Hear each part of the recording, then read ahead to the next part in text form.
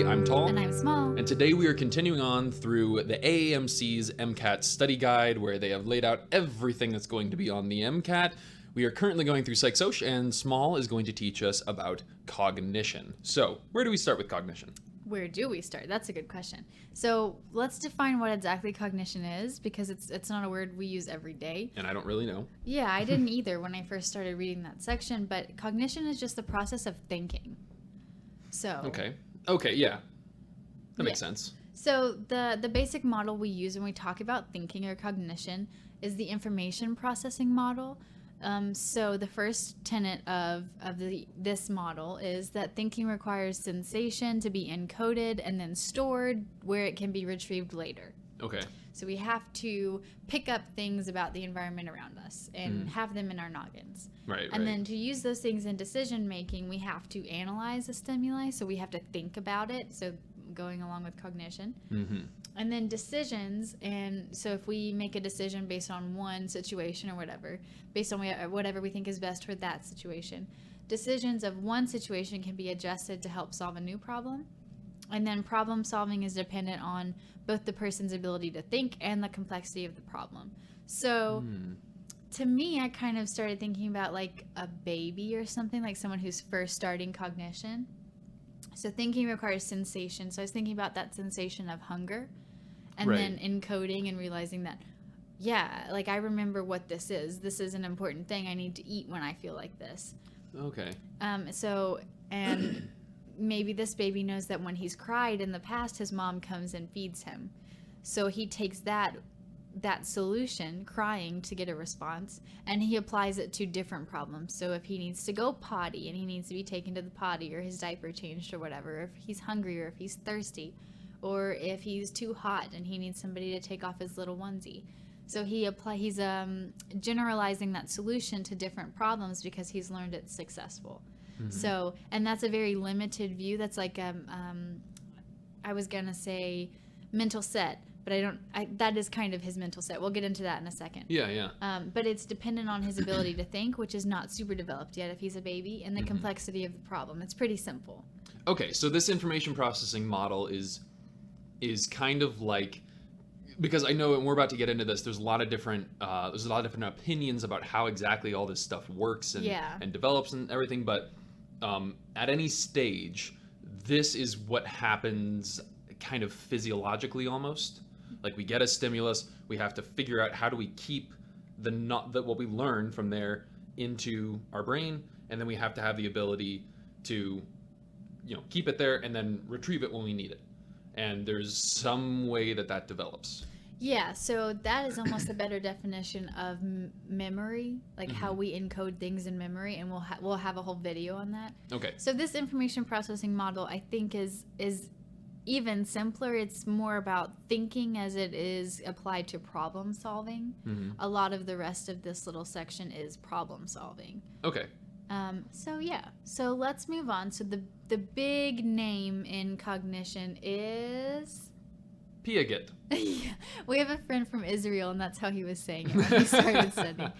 But so Piaget, and he created 4 main stages of cognitive development. And he started with infants and went all the way up, and the oldest age range is like 11 onwards in your life. Mm-hmm. And I have a mnemonic for how to remember this. Do you remember my mnemonic? Some pigs can fly. Some pigs can fly. So the first one, the sensory motor stage, is from 0 to 2 years.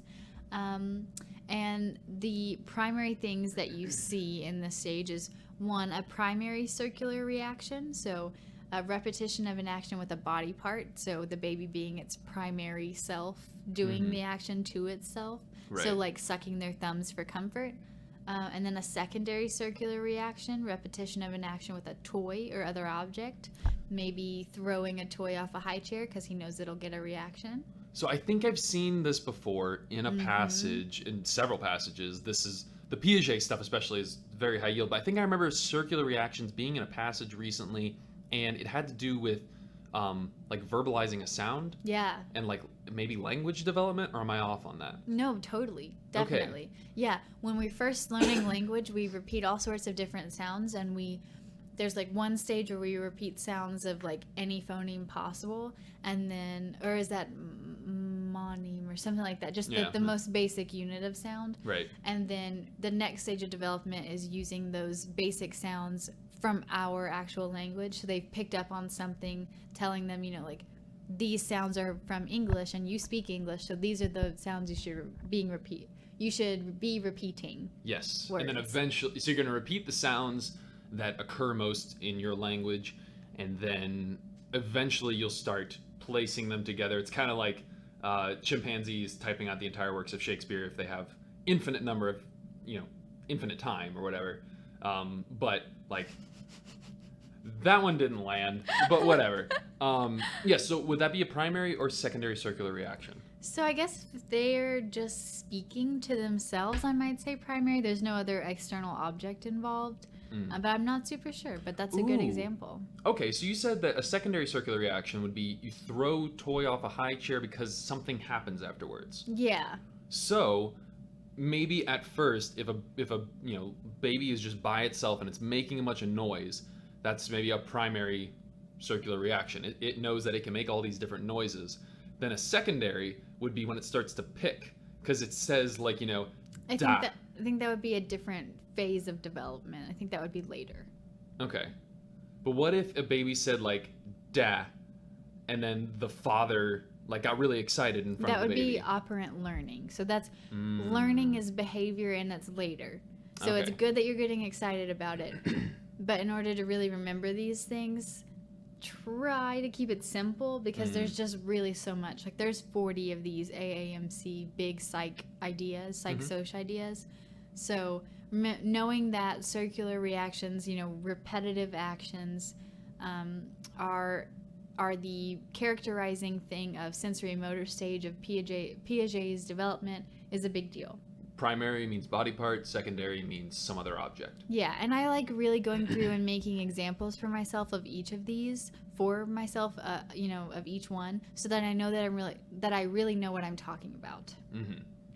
So the other thing that characterizes the sensory motor stage is object permanence, which is why playing peekaboo with babies is so fun, because when they can no longer see you, you disappear. Right? That's so weird. Yeah. So when they finally learn that when they can't see you, you still exist, they have achieved object permanence. Right. So that characterizes them being able to leave the first stage, and then based on some pigs can fly, what's our second stage? Pigs is pre-operational. Perfect. And so we know that the first stage is from 0 to 2 years. The second stage is from 2 to 7 years. And I have a personal example for this one in a minute. Mm-hmm. So this stage is characterized by using their imagination to play or play pretend, so symbolic thinking, like if I have a baby doll, then I'm a mom. Mm-hmm. Right. An inability to imagine what another may be feeling, egocentrism, why we have to teach kids in this age range how to share, because they don't intrinsically know what it is at first. Yeah. They can't imagine why somebody else would want their toy. Right. And then inability to understand conservation, based on centration, so focusing on one part of a problem. So my mom is a fitness instructor, and she used to work at the Y.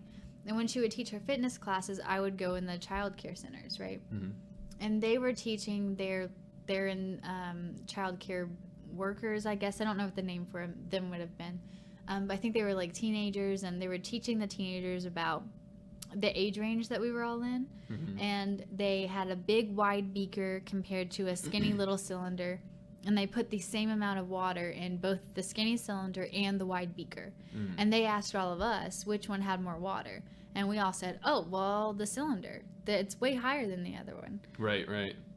And so we all lacked the ability to understand conservation. We definitely got that wrong. Could that also be possibly, let's just say that a ball is 2 feet away from me, and I know about how big it is, and the exact same ball is like 20 feet away, and it looks smaller, therefore I would be more likely to say like that the one that's further away is smaller? Yeah, that's due to them using centration. So being like, oh, it objectively looks smaller, without thinking about the distance would totally make them pick that one. So yeah, I would definitely say that's a good example. So then getting past those kind of things, would move them past the pre-operational stage. Exactly. So that's kind of how he organized these stages. Yeah. And the third one is kind of boring. Some pigs can fly. Can stands for Concrete operational. perfect. So 7 to 11 years. These kids have moved past those things that kept them in the pre-operational stage. So like conservation problems and egocentrism problems. But they can't think abstractly. So that lasts from 7 to 11. And then from 11 onwards, they have the ability to think abstractly and use logic to problem solve. And it's kind of from there on out, barring some big, disease or damage to your brain, that you would be able to use abstract thought to solve problems. Okay, yeah. So one big note on Piaget that Tal and I talk about all the time, which I think is really cool, is that he came up with these ideas of like cognitive groupings, which he called schema or schemata. And that was how you think about that certain grouping of things. And so when you add something to a schema, you have to assimilate it. Assimilating just means adding to the schema. And then accommodating means shifting the schema around the new information you've added to it. Yeah. And so I actually met someone the other day who was a straight male, totally straight, talked, as you would, I guess, how I assumed based on my schema of straight males.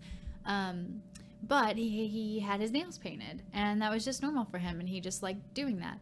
And so I had to accommodate in my schema of straight males that sometimes people can paint their nails and be straight males. Wow, that rhymed. One of my favorite comedians is actually like this, and so when I first started listening to him, I also had to add that to my schema, and I had to accommodate it once I assimilated him into that schema. Okay, yeah. So the you wouldn't call it a stimulus, but you would just call it some object, some new idea, new information. That's a good one. New information, meaning like, you see the guy, he's got his fingernails painted, and you think like, that's bizarre, this is different, this is strange. And then when you meet him and say, okay, he's not strange, he's not bizarre, so you assimilated the normalcy of him into this schema of what you would expect someone like him that you now know to be.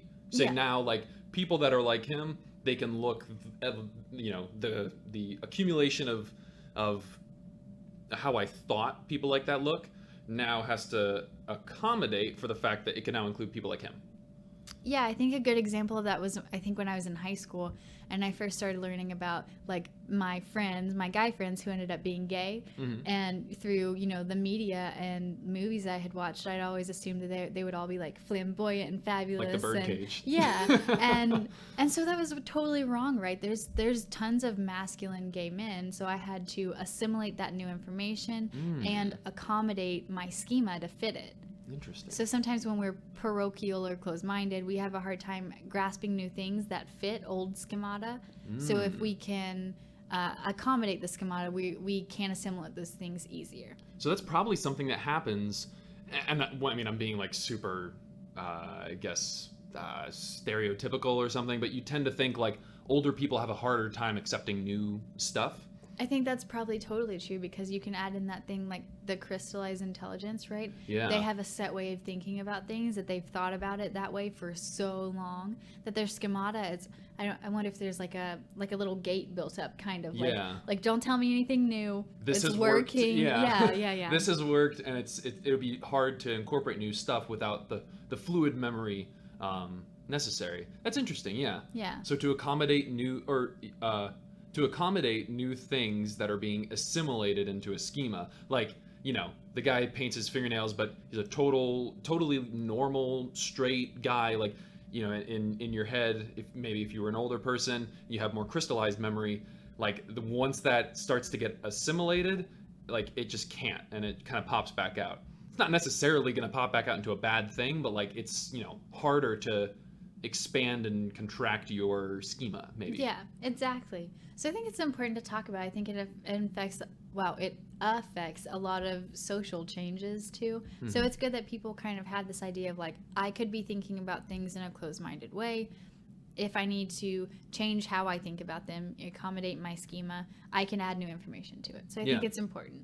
And the more you talk about things like this, guys, when you're studying, the more you really work out what stuff means. If you spend time with the content, you really get familiar with it, and speculate a little bit, but make sure you really understand what the definition and what at least one example is of every concept. It's really important.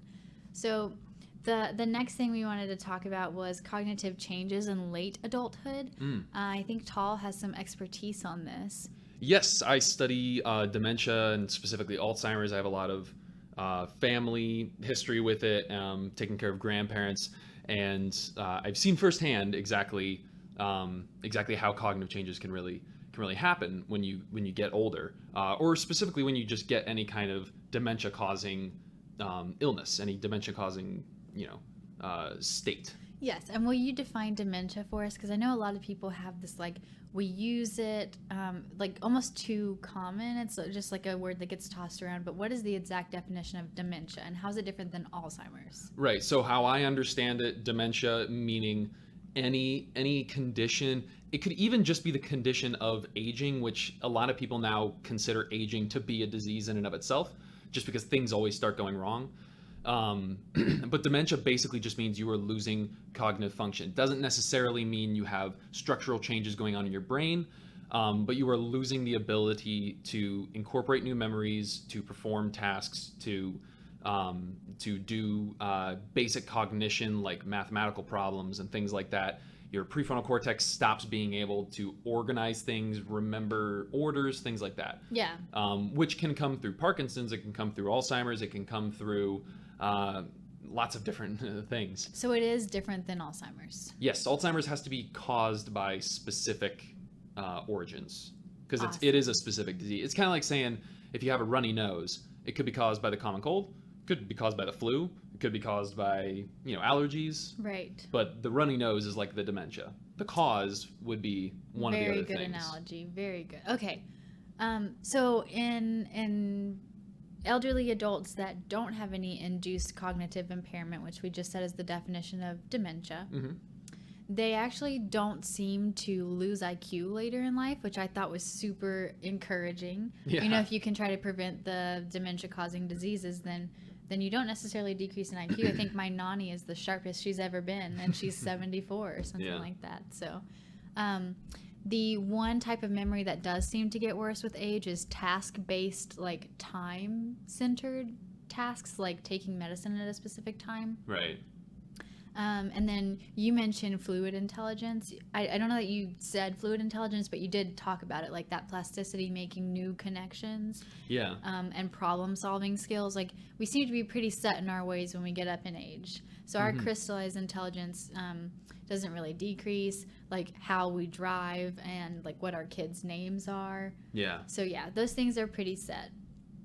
But actually, with the kids' names, that's a really interesting example that I'm now starting to think maybe that has some relevance here. So like with my grandmother, who I took care of a lot when she was in her last years with Alzheimer's, this is a common thing with a lot of people's grandparents. They'll say like all of your cousin's name and then yours.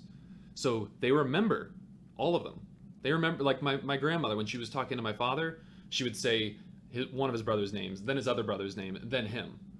And so she remembers all of the names. However, the new situation of my dad going to, just talk to her, that new situation is kind of like a fluid intelligence thing. It's a new, she has to,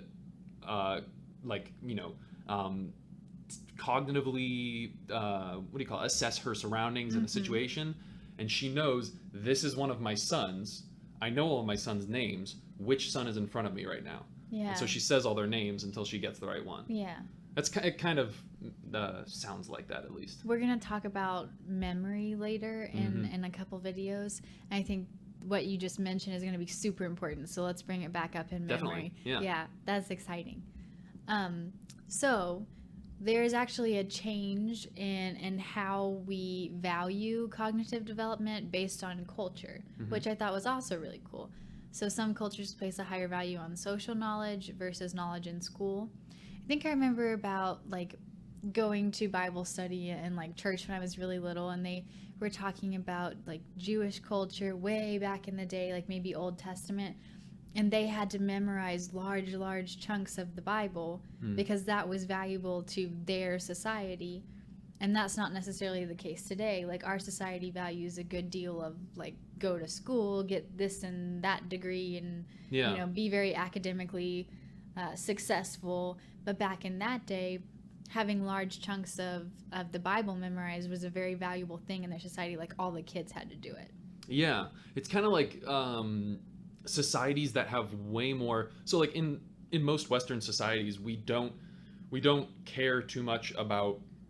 it's like social, in a weird way, we don't care as much about social presence, social graces, traditions, things like that. I mean, the whole proof in the pudding is that in the West, it's a good thing if you are an individual, unique, doing your own thing, independent, all that kind of stuff.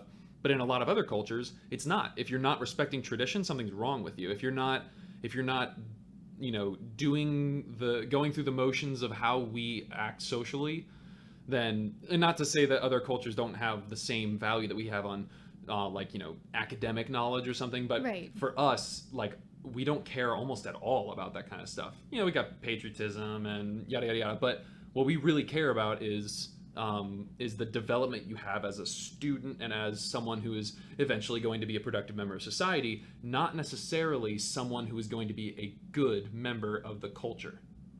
I love that you said that, because we're actually about to talk about IQ tests and how the USA has developed their own version, and why, you know, in the US with the IQ test that we primarily use, the two biggest factors on it are logic and math and linguistics. You know, and so, like, all of the 7 other types of intelligence aren't on there, like the people who are good with spatial things or music or intrapersonal or interpersonal intelligence. So, like, those aren't on there. But so I think that's a really, really good point. Okay, so role of culture definitely affects what's important, and that kind of operant conditioning. So, like, praising will lead, you know, a child to go down whatever path or whatever. And then influence of heredity and environment on cognitive development. Parenting styles definitely can be a determining factor on an emerging skill. Genetics definitely as well, because they can predispose you to having impaired cognition. You know, not even to the fault of the parent, like maybe Down syndrome runs in the family. Over drug use by the mom through teratogens, things that can cross the placenta and be harmful to the infant. And definitely fetal alcohol syndrome. I actually have a family member who has this, and, you know, he was taken away from the mom, and he's raised in a loving, wonderful, enriching environment. But he struggles with a good deal of things, and that was because his mom heavily abused alcohol while he was in utero. And that's heartbreaking. And this is often where you see twin studies, right? To see what's the difference between like social, environmental contributions to your cognition, your intelligence, versus biological factors. Yes, exactly. It's a very interesting thing that that you see with a lot of twin studies, and it's so rare that you can find, like, a situation where one twin, they were, you know, put up for adoption, one of them went to one family, one of them went to another, and then to see how did they change. And it's not very ethical, right, to, like, place one knowingly in an enriching environment and one in a, like, bad environment. not enriching environment. So, but yeah, that's exactly right, and I think that's the major determining factor for, like, allowing education and passion for cognition to happen is an enriched environment. So that's a wonderful point. So now we get to talk about problem solving and decision making. We already talked about it a little bit, but first we need to define the problem, and then, you know, just as humans, we're like, okay, so what can we do about it? How do we fix this? And so there's 4 major types of problem solving. Trial and error, we try a bunch of them until one works. That's not necessarily always the smartest way. We should probably try to rule some of them out. Algorithms, we've already talked about. So there's a formula for how to get the exact right answer. They might be many steps long. They might take a long time, but they normally always give us the right answer. That's oxymoronic, normally always. But deductive, top down, we use a set of general rules and work down to details about how we're going to do it. Sherlock Holmes. So deductive and down both start with a D. And then inductive, so bottom up, start with the details, then make generalizations. Okay. Well, if such and such is true, then blah, blah, blah, blah, blah, blah, blah. Yeah. So barriers to effective problem solving. We did mention this earlier. A mental set is the tendency to solve similar problems the same way. So the infant who's not cognitively developed a good deal, is going to have a tendency to apply a simple solution to everything. So if I cry, I'm going to get fed. Someone's going to change me. Someone's going to take off my socks if I'm too warm. So I'm thinking, the first thing that came to mind was, imagine you have a wooden cube with like all of the different holes with different shapes in it. Yes. And you have a circular one on top. The little kid picks up a ball, puts it in the circle when it goes in. Right. Then, he's happy. He's like, oh, cool, that was neat. And he picks up a square, puts it there, because that's what happened with the ball the last time, but it doesn't work. So is there a word for like, that would be like a mental set. Like, if I picked up like 3 balls, they all went in there. I pick up a square, it doesn't go in. Yeah. Like, is it called something when you have to find the square hole then? Probably. Yeah, there's probably a word for it. It is just the inability of like finding a new solution for that square would just be you have a mental set that's like fixed and not working. Yeah. And the next thing that kind of goes along with what you just mentioned is functional fixedness, the inability to think of using an object in a new way. So maybe that is like the inability to think, oh, if I turn the cube, you know, until I find hole. Right, yeah. So that would be overcoming functional fixedness. Yeah. So I want you to explain the Dunker's candle problem since, do you remember? Oh, Dunker's candle. Yeah. Because I got it wrong. Okay, Dunker's candle. I got it right. So you had a candle, like a tack. Yep. And a box of matches. Yeah. And you had to stick the candle on the wall. Right. And make it so that none of the wax would drip on the ground. Right. When you light it. So to me, they said like none of the candle drip on the ground. And I read through what I had again, and the word box just screamed at me. Yeah. And I said, like, they didn't say you have a match. They said you have a box of matches, which means you have a box and you have matches. So I just said, well, you stick the tack in the wall, put the wax candle on the tack. It's at like kind of an angle. Pull out a match, light it, dump out the rest of the matches, and then just put the little box underneath the candle. So I had functional fixedness, and then I couldn't think about, like, I don't know, pouring out the matches and using the box to catch the wax. So Tall overcame that problem. Yes. And I was very impressed. I found the square hole in the little cube, and my little block went right in. So we've already talked a little bit about problem solving. We talked about the 4 types. And now we're going to be able to talk about some approaches to it. Yes. And so we've already talked about heuristics kind of being that mental shortcut or the rule of thumb that allows us to jump to something that's been successful in the past.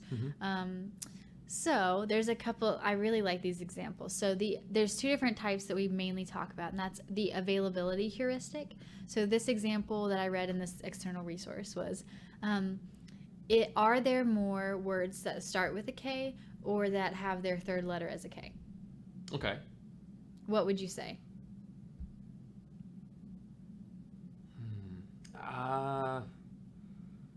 Wow, I don't know. I would say start with a K. Okay, and most people would because we don't organize words in the what is their 3rd letter category, right? Yeah. But there's almost like 3 times or like I don't remember the number, really? But there's like way more words that have K as their 3rd letter. Oh. Yeah, but we don't organize words that way. So the availability we have, the availability heuristic we have in our mind is just a source of words that start with K because we try to think of an example for each category, and it's way easier to think of words that start with K. Yeah, in my head, I had a friend whose last name was Eck growing up, so I was like, okay, that's a 3rd letter K, and then that got really hard, so I said, okay, well, what are some that start with K? Right. And I thought of like 10 off the top of my head. Yeah, so this is an example of how we can approach the problem with heuristics, but we need to know in the back of our head it's not always going to help us get the exact right answer. Yeah. So the other one is representative heuristic. And so I read this in the same set of prep books. Whether or not things fit a prototypical category. So example, would someone who is into natural healing and aromatherapy be more likely to be a school teacher or a holistic healer? I guess a holistic healer. Right, and me and everyone else would say the same thing. Even though technically you can't know that. Right. You totally can't know that. And also, it's way more likely that she's a school teacher because there's just way many more of them. Dang, So, you're right. yeah, so we would just jump to the wrong conclusion based on how we prototype, like what the prototype of like it's basically based on our schema of a certain group of workers. Yeah. And we would jump to the wrong conclusion there. Yeah. But anyway, I thought those examples were really good at getting their point across. Yeah, yeah. And so the next approach to problem solving that we can't completely extricate ourselves from is our biases, right? Right. And so if you try a solution a bunch of different times and it doesn't work, then the disconfirmation principle says that you should throw it out, right? It's not working. It's disconfirming your idea. It's telling you it's not working. Get rid of it. Okay. But if you can't do that, you have a confirmation bias. Well, not necessarily, but if someone has confirmation bias, they have a tendency to focus on information that supports their original belief. And if they hold on to that confirmation bias and they keep trying that same solution, due to their overconfidence or tendency to think that their ideas are better than other people's and that they're gonna work. Yes. And then they don't throw something out, that would be the disconfirmation based on their bias and their overconfidence. So a example I'm immediately thinking that a lot of people would associate with the word confirmation bias, Yeah. like political ideologies or something. Oh, definitely. So if you have a political belief in something, social or political belief in something, and let's just say that in reality, the thing doesn't work. So if it keeps not working, then the disconfirmation principle would say, okay, like, change your schema or whatever it is, change the way that you're thinking about this, throw it out, do something because it's not working. Therefore, you need to fix it. So if you have belief perseverance, then you will continue to try to believe that thing until you develop and I guess continuing to try to believe that will lead to a confirmation bias where someone is like only going to news sites that agree with their political opinion. That's a really good example. Okay, Yeah. so that's how those three things would kind of work in that situation. Yeah. Awesome. So now on to intellectual functioning, since we're talking about cognition. Intellect is right there. So theories of we talked about this earlier. I got really excited. Tal brought it up all on his own. He realized that this fit into this grouping of what we were talking about right now. But there was a psychologist named Gardner, and he came up with 7 different forms of intelligence, which was really cool because a lot of people don't share the same strengths. And I love that little cartoon that's got like a fish and a monkey and a whale and a giraffe. And there's a tree, and there's a scientist that says, okay, now you all climb the tree. Right, and the only person that's going to be able to do it well is the monkey. Oh. So we don't all have I was thinking, why is he telling the tree to climb itself? No. But yeah, the monkey, right. Yeah, so not all of us have the same strengths, and I love that little cartoon. So Okay. he considers linguistics, logic and math, music, visual and spatial things, like kind of knowing where you are, like a good map sense, kind of. Bodily kinesthetic, maybe you're a wonderful dancer. Interpersonal, you're good with other people. Intrapersonal, you've really figured out yourself. And so we all have different strengths. You can have multiple, you can have all 7 and be like super self-actualized. Okay, so to relate it to the monkey thing, so if you had all those animals, the monkey was the only one who could climb up the tree. Right. Then if the only type of intelligence that you valued was, the ability to climb up a tree, Right. whatever that might be, then they would say, the monkey is the only intelligent one. The other ones couldn't figure out how to climb up the tree. Exactly. And that is a perfect analogy, and why we're about to jump into IQ test, because in a lot of Western civilizations, what we do is we test for the logic and math intelligence, and we check for the linguistics intelligence. And so those seem to be, right, the 2 main ones that we test for on IQ tests. They seem to be the two ones that we value in Western society. Right. And so if we're only giving IQ tests that test for those two types of intelligence, what about the people who don't have those two at all, but they have all the 5 others or something like that, you know? Yeah, that's where I would see a really interesting opportunity to, and there's been a lot of stuff in the news about people getting in trouble for thinking like this, but I see a really good opportunity for like figure out, you know, like we value certain types of intelligences in America, in industry, things like that. Yeah. Why don't we figure out like everyone is different, and we do have different ways of thinking, different ways of being really useful. Right. So like, why not try them all? Why not figure out how can we incorporate different kinds of people, different strengths into making our society work better. Yeah. Teaching people better even. Yeah. And I really, was it the Montessori schools or whatever, where they give children really challenging curriculum basically, and kind of let them go where their strengths are. My father went to one. Yeah. For I think kindergarten through until he went to high school. And then even his high school was like a weird kind of like, it was like one of the very first like special like magnet kind of high school things.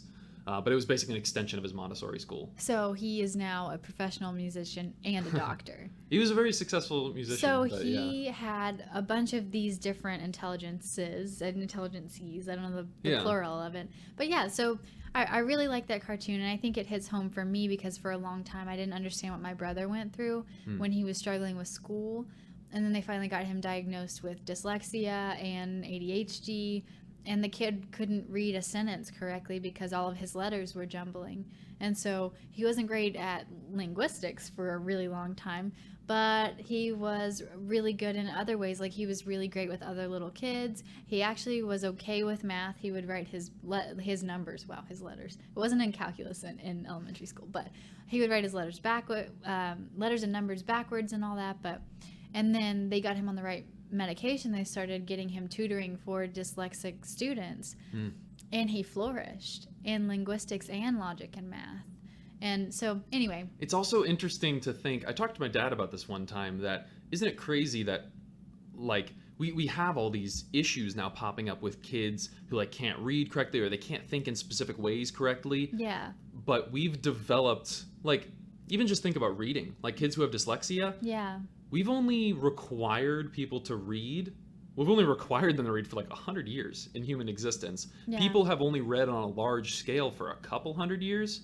Before that, it was like a few knew how to read, but it like wasn't even a requirement. It wasn't necessary. Yeah, and like monasteries and stuff like that. Yeah, like that's where it happened, but we were still living, like we've been developing for hundreds of thousands of years. Right. We never read. That was not a thing that our brain did, and now we're telling our brain like, oh, you need to do this. And yeah, it's interesting to think like we would base intelligence off that when the human is not made to read. I think another really good oh goodness, you're gonna get some flack for that one. At the Twitter we don't have. That's why we don't have a Twitter, folks.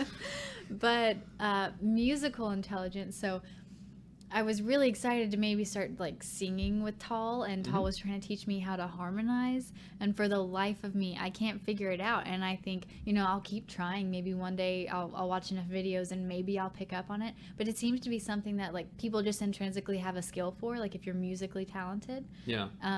So anyway, I just think it's fascinating that people can just like built in their genes have a skill for something that someone else has absolutely no idea how to do. Yeah. And master it. It's really cool. So on that note, on like a really positive, yay, humanity note, we're going to move on to our very last bullet point, and it's influence of heredity and environment on intelligence. We've talked about it a little bit before. We actually mentioned it.